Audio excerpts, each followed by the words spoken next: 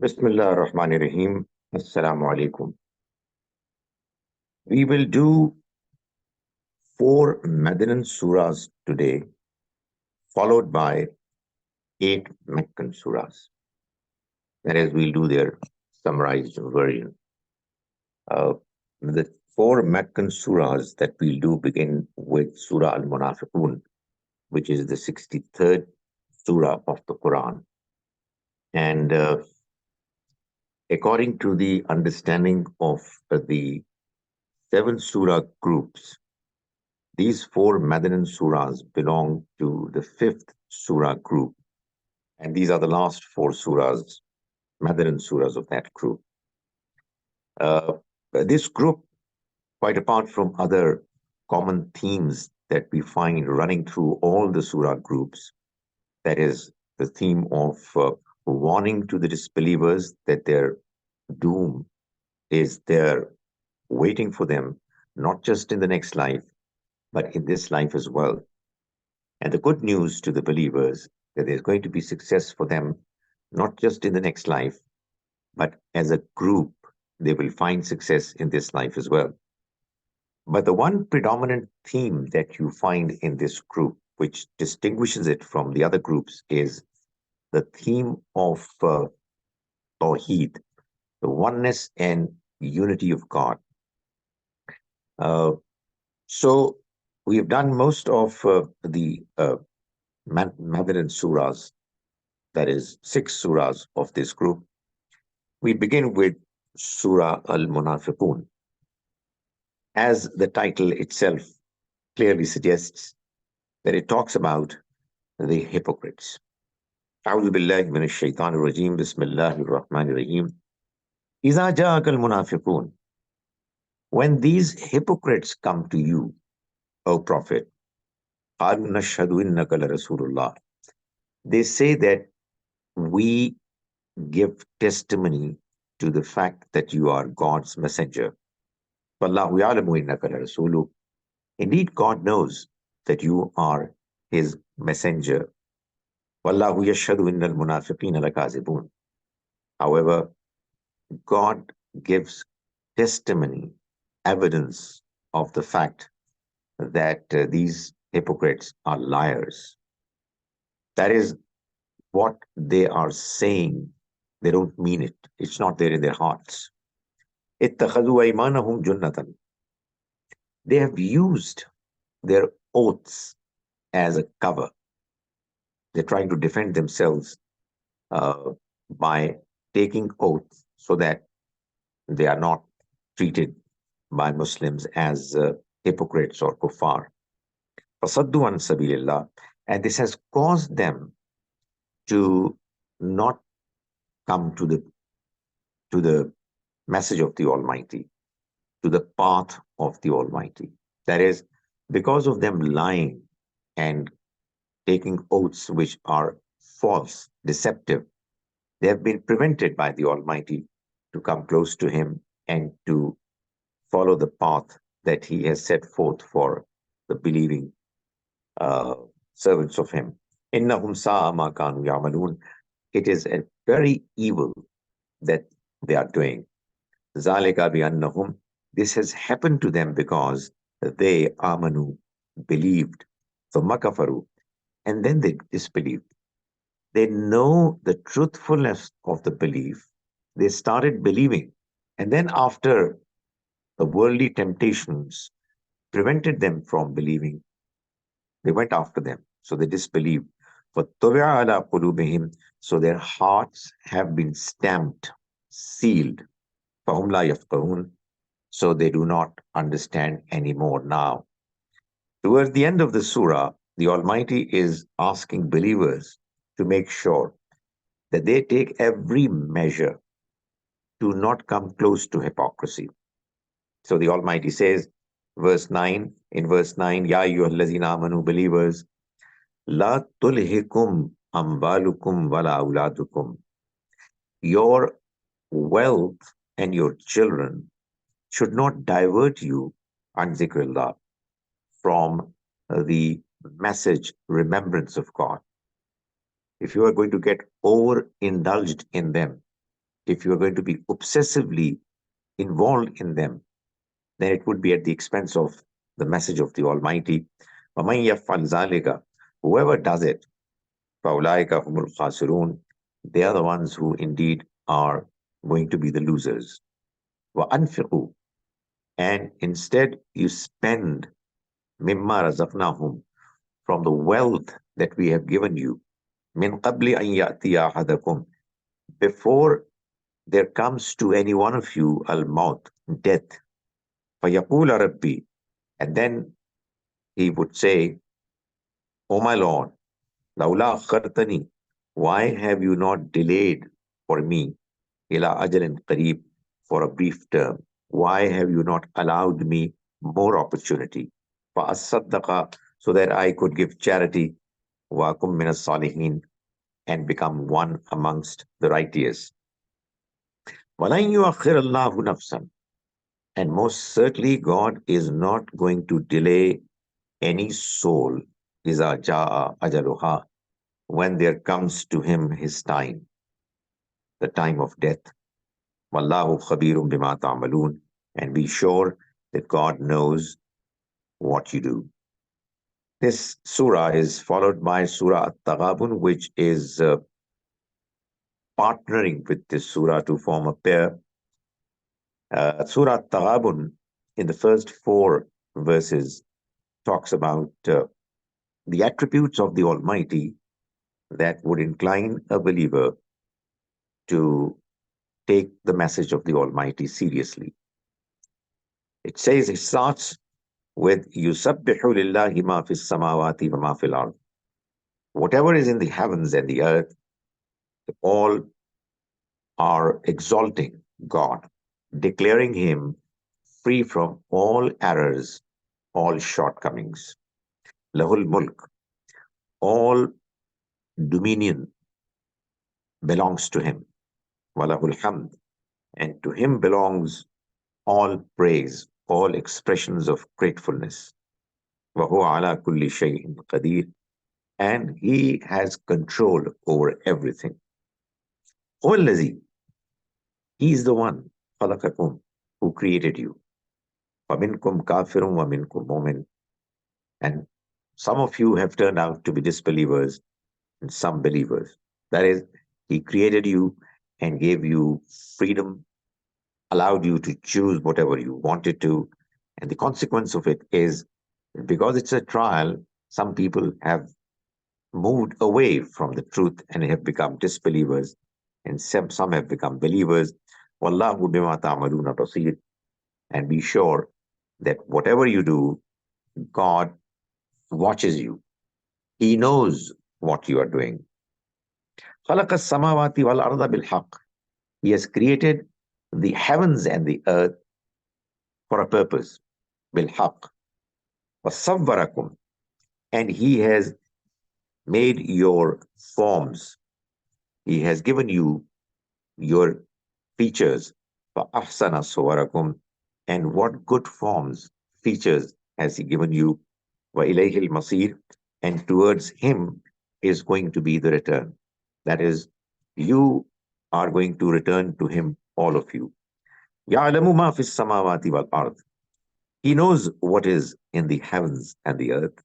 وَيَعْلَمُ مَا تُسِرُّونَ وَمَا تُعْلِنُونَ, and He knows what you do in hiding, what you conceal, وَمَا تُعْلِنُونَ, and what you do openly. وَاللَّهُ عَلِيمٌ بِذَاتِ الصُّدُورِ, and you know, God knows what's there in your hearts, what your intentions are. Having mentioned these important attributes of the Almighty and His ability to know everything, He goes on to tell us to be aware of the trial that we are going through, and therefore not do anything that would cause us to harm our future. So He mentions quite the same thing that has been mentioned in the previous surah, Surah al-Munafiqun, that we studied. In verse 14, He says, Ya ayyuhallazina amanu, believers, inna min azwajikum wa auladikum, indeed in your wives and your children, عدوا لكم. There are your enemies. فاحذروهم. So beware of them. When the surah was being revealed, there was these two groups that were there in the society, the believers and the disbelievers. And indeed, within families, there was a divide. So the Almighty said, be careful. However, He doesn't want to make your home a battleground. وَإِن تَعْفُوا وَتَصْفَحُوا وَتَغْفِرُوا. So if you pardon and overlook and forgive, فَإِنَّ اللَّهَ غَفُورٌ رَحِيمٌ, we show that God is also forgiving and merciful.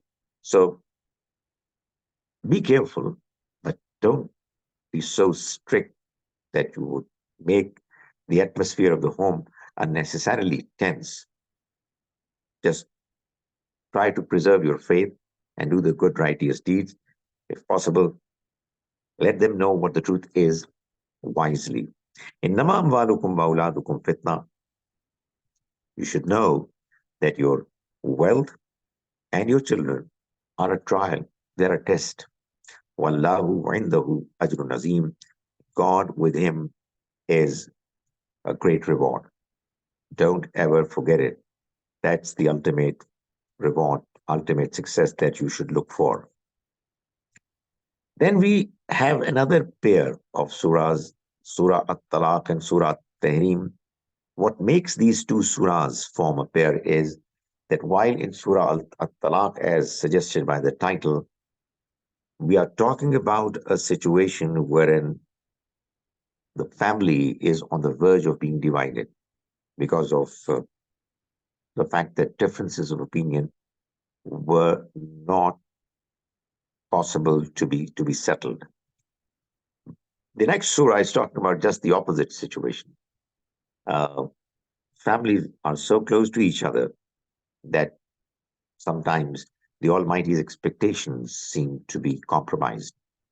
Here, in the case of talaq, the Almighty wants that the behavior should be within the limits given by the Almighty, even while um, going through the process of talaq. In Surah Tahrim is, as I said, the other way. That is, in case of extremely good, sympathetic, loving, caring relationship, you should still be mindful of the Almighty's expectations. So we begin with Surah Talaq first. The surah talks about talaq as well as indeed does Surah Al-Baqarah, starting from verse 225 to 232, 33. Ya ayyuhan nabi, O Prophet, iza tallaqtumun nisa, when you divorce women, that is your wives, fatalliquhunna li'iddatihinna, then divorce them uh, according to taking into consideration their waiting period. Fahsul idda, and keep a record of the waiting period. Fattaqullah, and fear God. Rabbakum, who is your Lord. La tukhrijuhunna min buyutihinna. Don't expel them from their homes. Wala yakhrujna, nor should they themselves move out. Illa an yatina bifahishatin mubayyana, except that they have committed an open immorality, obscenity. وَتِلْكَ حُدُودُ اللَّهِ, and these are the limits of the Almighty. وَمَنْ يَتَعَدَّ حُدُودَ اللَّهِ, and whoever goes beyond the limits of the Almighty, فَقَدْ ظَلَمَ نَفْسَهُ, then he has indeed been unjust to himself.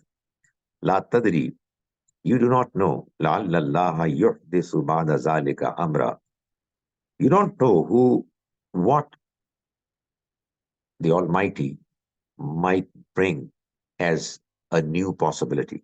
That is, the idea to keep wives when talaq has been pronounced in the homes of the husbands is to provide an opportunity for the husband to reconsider his decision and, if possible, reconcile. فَإِذَا بَلَغْنَا أَجَلَهُنَّ, so when they reach their term, that is, the waiting period lapses. فَأَمْسِكُوهُنَّ بِمَعْرُوفٍ, either keep them according to the norms of the society decently, أَوْ فَارِقُوهُنَّ بِمَعْرُوفٍ, or you can uh, ask them to leave. You can uh, make them go back to their parents' homes or wherever, uh, according to the norms of the society. Uh, you can keep them, you can part with them. That's your decision. وَأَشْهِدُوا ذَوَا عَدْلٍ مِّنكُمْ. Either way, you should have two witnesses at the time when you're taking that decision. وَأَقِيمُوا الشَّهَادَةَ لِلَّهِ, and have witnesses for the sake of the Almighty. He wants you that this whole process should be done with witnesses there to make note of what's happening. ذَلِكَ يُعَزُوا بِهِ مَنْ كَانَ يُؤْمِنُ بِاللَّهِ وَالْيَوْمِ الْآخِرِ. That is what you have been advised. Those amongst you who believe in God and the next life. That is, if you believe in God and the hereafter, this is what you're going to do. If you don't want to do it, then know what's going to be your category as far as the Almighty is concerned. وَمَنْ يَتَّقِ اللَّهَ, and whoever fears God, يَجْعَلْ لَهُ مَخْرَجًا, He is going to create a way for him. وَيَرْزُقْهُ مِنْ حَيْثُ لَا يَحْتَسِبْ, and He's going to provide him with risk provision from where he will not be expecting. Then we move on to the next surah, which is, we move on to the next, the next surah, which is Surah Tahrim, that is talking about the other possibility that the relationship is so very close, and the spouses are so considerate and caring for each other that sometimes there is a danger that the Almighty's expectations could be compromised. So that possibility is also talked about in this pair. Ya ayyuhan nabi, O Prophet, lima tuharrimu ma ahallallahu lak. Why do you make prohibited for yourself what God has made lawful for you? Tabtaghi mardata azwajik. Is it to seek the approval of your wives? Wallahu ghafur rahim. God is forgiving, merciful. That is what you have decided, that you will not consume certain things because your wives have asked you to. That's not something the Almighty would like you to do. But God is merciful. If you have done something that you realize was wrong, He's forgiving. قَدْ فَرَضَ اللَّهُ لَكُمْ تَحِلَّةَ أَيْمَانِكُمْ. God has arranged, ordained in His Sharia for you, O believers, تَحِلَّةَ أَيْمَانِكُمْ, the way to dissolve your oaths. So that way has to be adopted. Wallahu Mawlakum, God is your protector. Wa huwal alimul hakim, and He is knowing and wise. So that indication has been given that the Prophet should go for the option of dissolving, dissolving the oath, so that by feeding 10 poor people that is mentioned in Surah Tawbah, Surah Al-Ma'idah, he would not carry any blame. That's the way it has been given in the Sharia. Then we move on to verse 6, where the Almighty says that, in terms of the behavior with family members, one needs to be careful. We should have a good life here, but we should not forget that the next life is the real life.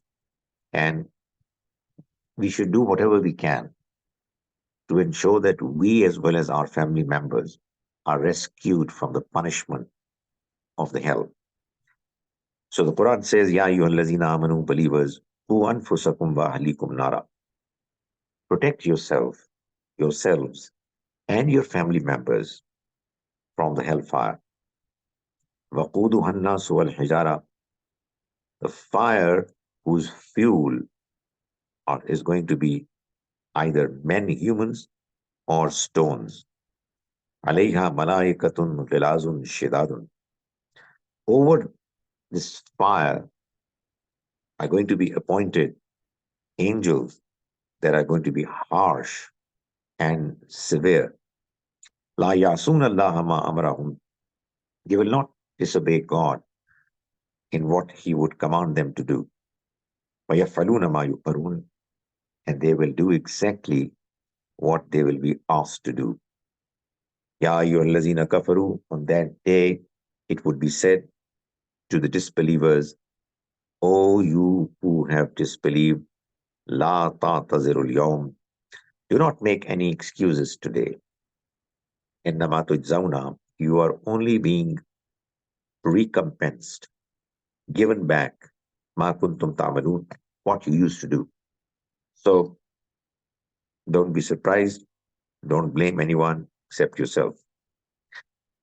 Then we move on to the next group of surahs, which is the last group of surahs. That is the seventh group. We were talking about the sixth group. Probably I incorrectly mentioned that it was the fifth group, it's the sixth group. And now it's the seventh group, the last group of surahs. In this group, what we have is the mention of the day of judgment and what is going to happen thereafter. So it's a group which is primarily causing people to be aware of the fact that this temporary life is going to come to an end very soon. And people are being attempted to be brought back to consciousness from their slumber. You know, people, when they get overindulged in worldly matters, they completely forget about the real life that they're going to face after death. So this group is the group that actually is letting people know that this life has to be taken as a test, and the next life is a reality, and it's around the corner. Uh, it's going to come very soon. So that's the subject matter of all surahs. But the surahs have been arranged, marshaled in a manner that they are in a chronological order, and there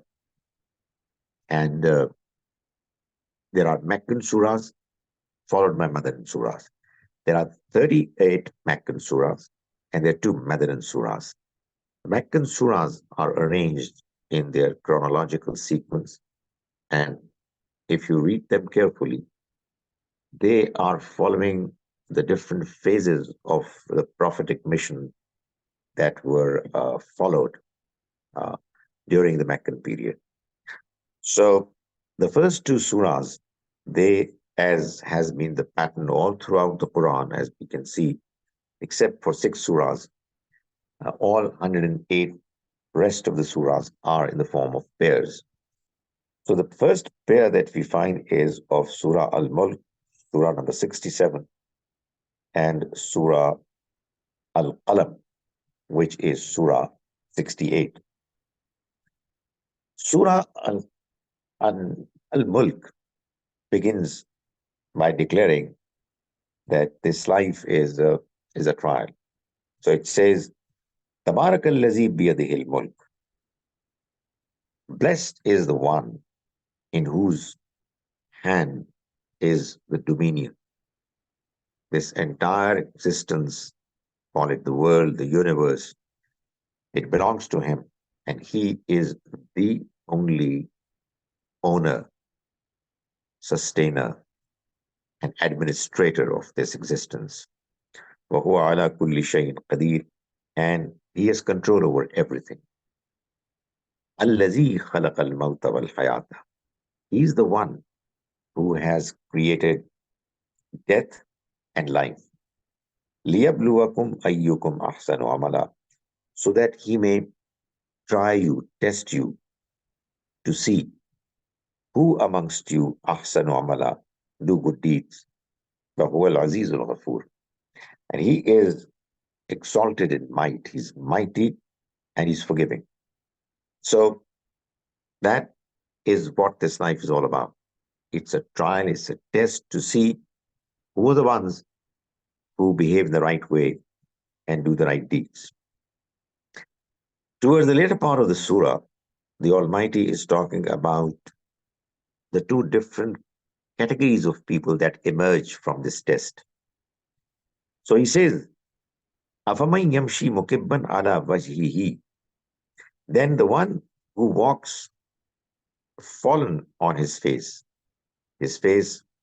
looking downwards, is he ahda, better guided, أَمَّنْ يَمْشِي سَوِيًّا عَلَى صِرَاطٍ مُسْتَقِيمٍ, or the one who walks in a way that is erect and walks in the straight path. In other words, is the person who has made his life, because of his behavior, more like animals who look downwards to see whatever is available for them to eat. They've got no other purpose in life but to continue to look for their food. That's what is the example of those humans too, who have no purpose in life, who do not see beyond this life, continue the pursuit of gratification of their desires, and are not interested in anything except their immediate worldly needs and desires. So who amongst the two is on the straight path? They or the ones who are standing erect and walking on the straight path? قُلْ هُوَ الَّذِي أَنْشَأَكُمْ, tell them, he is the one who has created you, your God.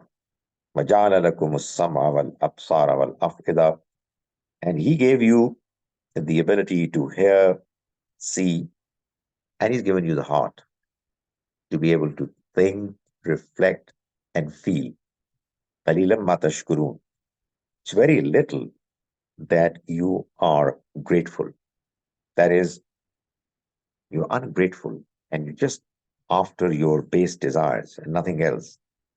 قُلْ هُوَ الَّذِي ذَرَأَكُمْ فِي الْأَرْضِ, but be sure, tell them that he is the one who multiplied you and spread you across throughout the earth. وَإِلَيْهِ تُحْشَرُونَ, and towards him you are going to be gathered. You will return to him and all will come back and be gathered. وَيَقُولُونَ مَتَى هَذَا الْوَعْدُ إِن كُنتُمْ صَادِقِينَ, and they ask, when is that promise going to be fulfilled if you're really truthful? قُلْ, tell them, إِنَّمَا الْعِلْمُ, the knowledge of it and the lie is only with God. وَإِنَّمَا أَنَا نَذِيرٌ مُبِينٌ, and I'm only a clear warner. However, فَلَمَّا رَأَوْهُ, when they will see it, زُلْفَةً, approaching them, سِيئَتْ وُجُوهُ الَّذِينَ كَفَرُوا, the faces of those who disbelieve will be distressed.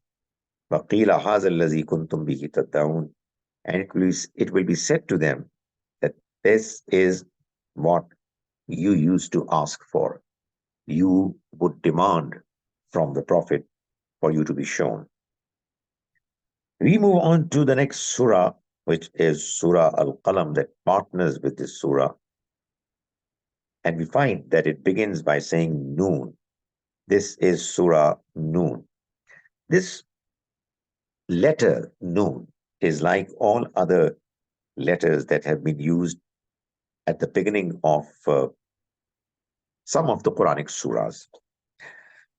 Our understanding is that these letters They are actually the Quranic names of the surahs, and each letter has a meaning which is reflected in the meanings of the themes, the message of the surah that they are a part of. And to prove our point, probably this surah is the best example. It begins with Noon. Noon in Arabic means fish. Noon has been used in the Quran to mean fish. And is it just accidental that towards the end of this surah, which is not a very long surah, in verse 49, uh, or is it 48? Yeah, verse 48, the Almighty is saying, telling the Prophet to be patient and to be wala takun kasahibil hud, not to be like the companion of the fish, that is, not to be like Jonah, Yunus alayhi salam, who was impatient and ultimately was swallowed by a fish and spent some time in the belly of the fish. So that's the starting point. Noon wal qalami wama yasturun. The pen and what they write, inscribe, they are an evidence of the fact that ma anta bi ni'mati rabbika bimajnun. You, O Prophet, by the grace of your Lord, you are not lunatic, you are not mad as these people are claiming. وَإِنَّ لَكَ لَأَجْرًا غَيْرَ مَمْنُونٍ. And most certainly for you is a reward waiting, uninterrupted reward to last forever. وَإِنَّكَ لَعَلَى خُلُقٍ عَظِيمٍ. And you certainly are of a very high, great moral character. That is, the pen that has been writing the earlier scriptures is a testimony. Those scriptures give a prophecy of a prophet to come, and they are an evidence, those prophecies, that the man who is presenting the Quran, Prophet Sallallahu Alaihi Wasallam, is indeed the chosen messenger of the Almighty, and therefore he is going to be eligible for uninterrupted blessings and rewards. And he has been chosen because he has an impeccable character. On the contrary, the Quran mentions the character of his opposition, the leaders of Quraysh. And this has been presented to let people know that, look here, you have to make a choice between the two of them. On the one hand, are these people whose character is being, described, and on the other hand is our prophet, about whom you know quite well that he's a man who's absolutely reliable. He is as-Sadiq, the truthful, and al-Amin, the trustworthy. So the Quran says, وَلَا تُطِعْ كُلَّ حَلَّافٍ مَهِينٍ. And do not pay heed to anyone who is worthless and just keeps swearing, habitual. Ammazim mashamim binamim. And he scorns and goes about with gossip, malicious gossip. Manna'il lil khair, stops people from doing good. Mu'tad, transgresses a theme and is sinful, deprives others of their rights. Utullin ba'da zalika zanim. He is cruel, and moreover, he his claim to belong to the tribe is incorrect. That is, he doesn't belong to the tribe of Quraysh, but he claims that he does, and that is something which is in addition to the other evils that he's carrying.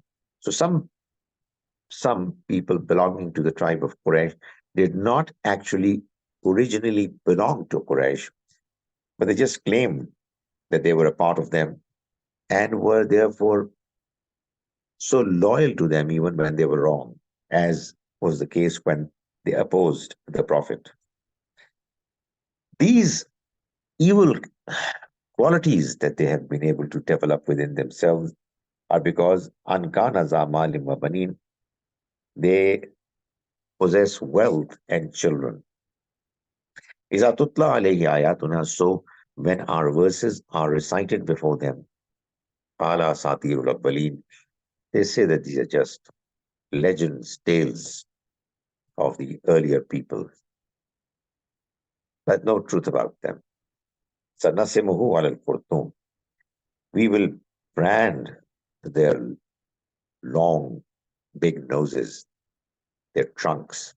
That is, nose, metaphorically, plays an important role in human personality. Um, that is self respect. So, if it is kept within its limits, it's a blessing. But if it goes beyond limits, then it is self respect exaggerated that becomes arrogance. And these people have become arrogant. And therefore, the nose that they were given as a blessing, that nose has actually become uh, more like the trunk. Uh, and therefore, it's going to be branded. That is, this punishment is going to be given to them on that part of their face where which was responsible for causing them to go against our message because they were arrogant, that they felt that they are superior, and therefore they did not pay heed to the message that they were being delivered. Then we move on to the next two surahs, which are surahs al-Haqqa and al-Marij. Both surahs are warning those people who were making fun of this message that was inviting them to believe on the day, believe in the day of judgment, from where the accountability and then the ultimate afterlife is going to begin. Uh, so, the first of these two surahs is Al-Haqqa. So it says, Al-Haqqa, Mal-Haqqa, wa ma adraka mal-Haqqa. Al-Haqqa, the reality, the inevitable reality. What do you know what that inevitable reality is? And what will make you believe? What will make you know what that inevitable reality is? And then the Quran goes on to talk about the stories of a few messengers. كذبت ثمود وعاد بالقارية. Thamud and Ad denied the Al-Qariya, the calamity that would befall in a way that it would be unexpectedly. The mention of these messengers after the mention of the Day of Judgment is because the stories of these messengers is actually presented by the Quran as an evidence of the reality that the Day of Judgment is bound to come. Because these messengers, each one of them delivered the Almighty's message to their people, to their nation, telling them that they have come as messengers of the Almighty. And the rule is that if the messenger of Allah is going to be rejected, then the nation who rejects him is going to face with a calamity punishment in this very life. So it's an evidence of the fact that likewise the next life is going to come when this world is going to be destroyed by the calamity of the blowing of trumpet. فأما ثمود, so as for Thamud, فأهلكوا بالطاغية, they were destroyed by a blast, an overpowering blast. Then we move on to the description of the Day of Judgment after, as I said, after the stories of a few prominent messengers and their nations is mentioned. In verse 13, the Almighty says, فَإِذَا نُفِخَ فِي الصُّورِ. So when the trumpet is going to be blown, نَفْخَةٌ وَاحِدَةٌ, with one blast, وَحُمِلَتِ الْأَرْضُ وَالْجِبَالُ, and the earth and the mountains are going to be lifted, فَتُكَّتَا تَكَّةً وَاحِدَةً, and they'll be leveled with one blow. فَيَوْمَئِذٍ وَقَعَتِ الْوَاقِعَةُ, and on that day, the inevitable reality is going to take place. The al-haqqa, the al-waqi'a is going to take place. وَانشَقَّتِ السَّمَاءُ, and the heaven will be split open. فَهِيَ يَوْمَئِذٍ وَاهِيَةٌ, and on that day it's going to be infirm. وَالْمَلَكُ عَلَى أَرْجَائِهَا, and the angels are going to be seen at the edges. وَيَحْمِلُ عَرْشَ رَبِّكَ, and there will be those who will bear the throne of your Lord, فَوْقَهُمْ, upon them, يَوْمَئِذٍ, on that day, ثَمَانِيَةٌ, there are going to be eight. 8 angels are going to do that task. يَوْمَئِذٍ تُعْرَضُونَ, on that day, you're all going to be presented, exhibited for judgment. لَا تَخْفَى مِنْكُمْ خَافِيَةٌ, you'll not be able to conceal anything. Everything is going to be clear and manifest. After this mention, the Almighty talks about the attributes of good people, because the Quran mentions that it's only the good, genuinely good people who are going to succeed in the next line. So the Almighty mentions that the good people. Sorry, we're talking about al-haqqa. So we are talking about the fate of those people who would meet with an evil consequence. And instead of good people, it's talking about the evil ones. In verse 34, it says, they were the ones who إِنَّهُ كَانَ لَا يُؤْمِنُ بِاللَّهِ الْعَظِيمِ, who didn't believe in God the Great, the Most Great. وَلَا يَحُضُّ عَلَى طَعَامِ الْمِسْكِينِ, and they did not used to encourage people to feed the poor. They didn't believe in God, and that was the consequence. فَلَيْسَ لَهُ الْيَوْمَ هَاهُنَا حَمِيمٌ, so there is going to be nobody for them to support them as devoted friends. وَلَا طَعَامٌ إِلَّا مِنْ غِسْلِينَ, and they'll have no food except of the discharge of wounds. لَا يَأْكُلُهُ إِلَّا الْخَاطِئُونَ, no one is going to eat it except the sinners. Then we move on to the next surah, Surah al-Ma'arij, which partners with this surah and responds to the demands of the people who were asking for the day of judgment to come. That is, they were saying that you have warned us enough. If what you're saying is true, why is that day not arriving? So, Surah number 70, it says from verse 1, سَأَلَ سَائِلٌ بِعَذَابٍ وَاقِعٍ.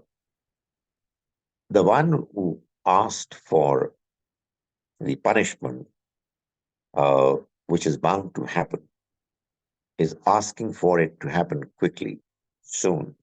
لِلْكَافِرِينَ لَيْسَ لَهُ دَافِعٌ. They should know that for the disbelievers, it's not going to be prevented. That is, they'll not be able to evade it when it's going to come. Min Allahi zil ma'arij. It's going to come from the God who has steps leading to him in ascent. Tarujul Malaika, the angels, they ascend, were Ruh as well as Archangel Jibreel, Ilahi towards him, towards God the Creator. Fi yawmin, on a day, kana miqdaruhu, whose length is khamsina alfa sana, 50,000 years. Fasbir sabran jamila. So be patient uh, and show gracious patience. That is, when it's given that the Almighty uh, takes decisions, implements them, but there is a certain pattern, time period which is taken for things to happen. He follows a certain calendar. There is a there are uh, durations which are involved for events to take place. So it's just round the corner. Do not do not be upset with the way these people are demanding it to happen immediately. Innahum yarawnahu baida. They see it as at a distance. Wanarahu qariba, and we see it very close to us, very near. That is, it's going to happen very soon. We then have the next two surahs, Nu and Jinn, surahs 71 and 72. Both surahs, we look at their themes, are actually uh, they're targeting the same understanding, the same ultimate goal of ensuring that it is affirmed that this message is bound to succeed. And those who are interested, they pay heed to it and are impressed. But those who are not interested, they'll not they'll not take any interest in understanding the message. And it's their fault and not the fault of the message or the one who is presenting it. So the Almighty mentions as an evidence in Surah Nu, Surah number 71, the example of the nation of Nuh alayhi salam, who were approached by their messenger Nuh, and he did everything to let them know that this message that he's presenting is from their creator and that the day of judgment is around the corner. They ignored, they rejected.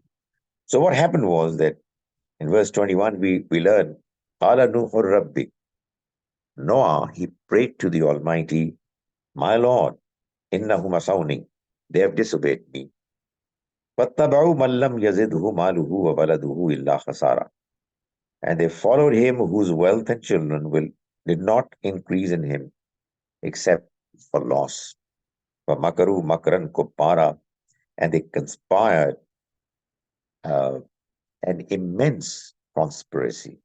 That is, they um, planned in a way that it was evil, mischievous. And what they did was they tried to emotionally blackmail their common people and would say to them, وَقَالُوا لَا تَذَرُنَّ آلِهَتَكُمْ. They had this propaganda saying to them, do not leave your gods. وَلَا تَذَرُنَّ وَدًّا وَلَا سُوَاعًا وَلَا يَغُوثَ وَيَعُوقَ وَنَسْرًا. Don't leave Wad, nor Suwa, nor Yahuz, nor Yahuk, nor Nasr. You know, when you mention the names of people you you are emotionally attached to, it creates the kind of emotions that are needed by those who want to lead people astray. If they have anything negative in their mind, if they want to uh, gain cheap popularity and would want to go against a true message. So that's what they did. وَقَدْ أَضَلُّوا كَثِيرًا. And they misled many people. وَلَا تَزِدِ الظَّالِمِينَ إِلَّا ضَلَالًا. So Noah, he prayed to the Almighty that don't increase uh, the wrongdoers in anything except misguidance. So that is what happened in the case of Nuh alayhi salam.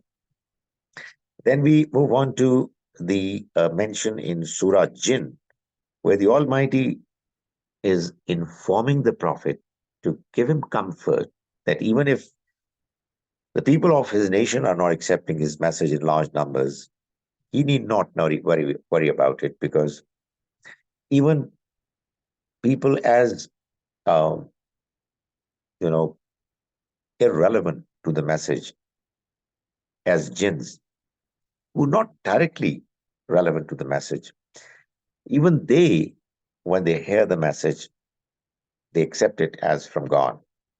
But these people belonging to your nation, O Prophet, they have gone astray. They're biased, and their negativity doesn't allow them to understand and to accept the message you are presenting in the name of God.